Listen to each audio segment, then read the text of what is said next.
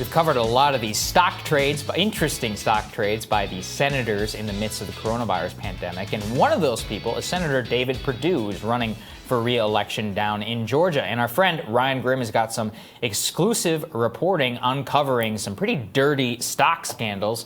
Tell us about it, Ryan. What's going on, man?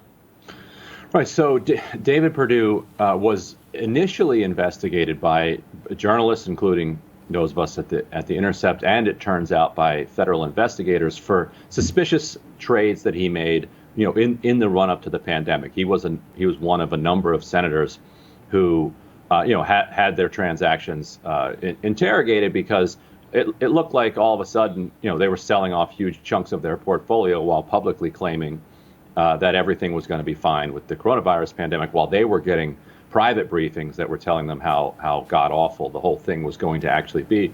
While we were looking at Perdue's trades, both we and it appears the FBI, or the FBI, I may have gotten it from our story, it's not entirely clear, noticed that there was also this $1 million plus sale of a company called Cardlytics. Now, this is a company that you'll love. Their business is essentially kind of mining and analyzing your personal banking data to figure out not just what you clicked on Amazon, or what you told your wife you were thinking about buying and they somehow overheard, what you actually spent. So it's even better data, so that they can then tailor the advertising to you. So this is a company. David Perdue was on their board before he became a senator. Most of the people on the board and involved with the company contributed to his campaign. When he won in 2014, the company wasn't yet public, and so all of his stock options would have been worthless. The board did something extraordinarily generous for him. They said, you know what? We're going to massively extend the time period that you have exercise your options. Yeah, so very generous. Don't worry. No, don't do anything for us. It's just a solid from us to you. And what that did is it enabled him to then exercise his options when the company later went public. Otherwise, he wouldn't have been able to get in there. He's got probably more than $10 million worth of those shares just for sitting on that board as a result. But here's where it gets very interesting. So on January 21st, as we now know from a grand jury subpoena that grabbed some emails that wound up in the New York Times, we know that he got an email from the Cardlytics CEO that said, David, I know you are about to do a call with David Evans, that's the COO of the company. As an FYI, I have not told him about the upcoming changes. Thanks, Scott. Upcoming changes. Well, that's interesting. What kind of changes are we talking about? So then Perdue replies back to him, I don't know about a call with David or the changes you mentioned. Now, is he covering himself there? Is he creating a record? Right. Or did he actually not know what he's talking about? So the next day, I don't know if there was a phone call between them or what. The next day, the CEO writes back to him, David, sorry, that email was not meant for you. Wrong, David. Except he specified David Evans in the email. Sure, yeah. Regardless of whether or not he knew all of the details about the upcoming changes, he knew that there were changes that were significant enough that the COO wasn't even being kept looped in on them. Mm-hmm. So he then reaches out to his broker at Goldman Sachs and says sell more than $1 million worth of this stock.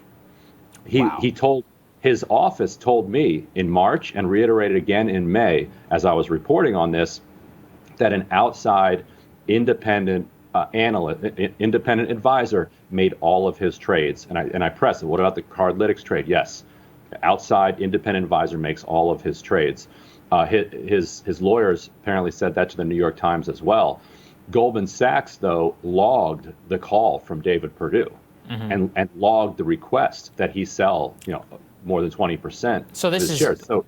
Let's be clear here. This is an outright lie about what he said about his trade. Now, look, we don't know if there's anything sketchy going on with the trade. It sounds sketchy to me, but could be legal.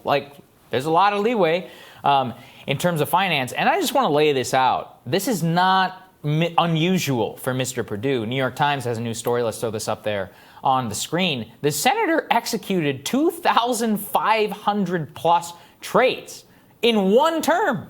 An examination of Mr. Perdue's stock trading, this is a direct quote, during his 6 years in office, reveals he is the Senate's most prolific stock trader by far, sometimes reporting 20 or more transactions in a single day. Quote, his 2,596 trades, mostly in stocks but also in bonds and funds, roughly equal the combined trading volume of the next 5 most active traders in the Senate. Now, of course, I might ask, why the hell do we have active traders in the Senate? But hey, they're the ones who write the laws. They're not going to ban themselves from getting rich. But this is insane. I mean, you really go and you look at the Cardlytics thing is a perfect example. But here's another one, which is while he sat on a cybersecurity panel and was privy to non-public information, he bought and sold the same stock, cybersecurity stock, 61 times, Ryan, up and down. I mean, clearly this guy's like a day trader or something, trying to, play up on the margins. I mean, this is more than $30 million that they also got a federal contract with, had operations at Fort Gordon, which is in his own home state. And again, might all be 100% legal, but he only reported capital gains tax of $15,000 on those trades.